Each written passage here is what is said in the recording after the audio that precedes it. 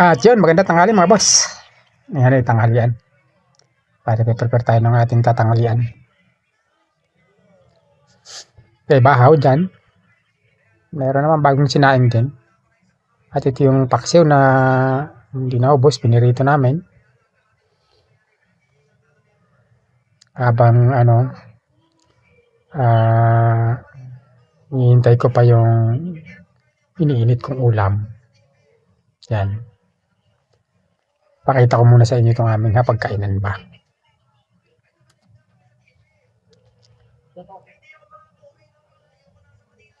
Yan.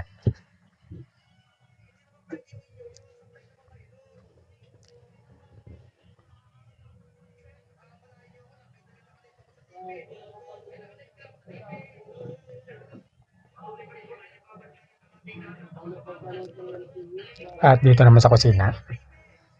Kagaya na sinabi ko kanina. Na iniinit yung ulam ko. Balik kagabi pa itong ulam ko ito pero dahil sa pwede pa naman, ininit ko na lang. Ano yan? Broccoli. Tsaka sayote.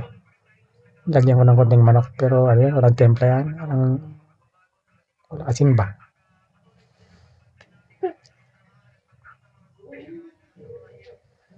At yan, ito naman yung aming pusa na napakabait. Murang tatapakan at sigurado na kalmot ang abutin mo. At sa banda rin naman ay ito yung aking libangan pagka walang ginagawa. Kanta-kanta. Di pa tinanggal yung unang talaga oh. At itong isa naman ito, si Pretty habang nag-cellphone. Balik tayo sa lamesa at nang mag-umpisa na ang ating pagkain. Bali yan, nainit na yung ulam ko. Yung ulam din yan na pakbitata ito. Ano ba ito? Nainit na rin nila. Kapag kaganyan, ang kasunod nito ay kwan. Maya-maya ay kainan na.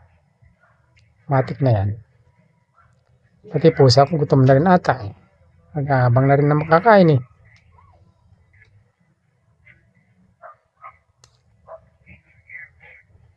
Okay na gamber.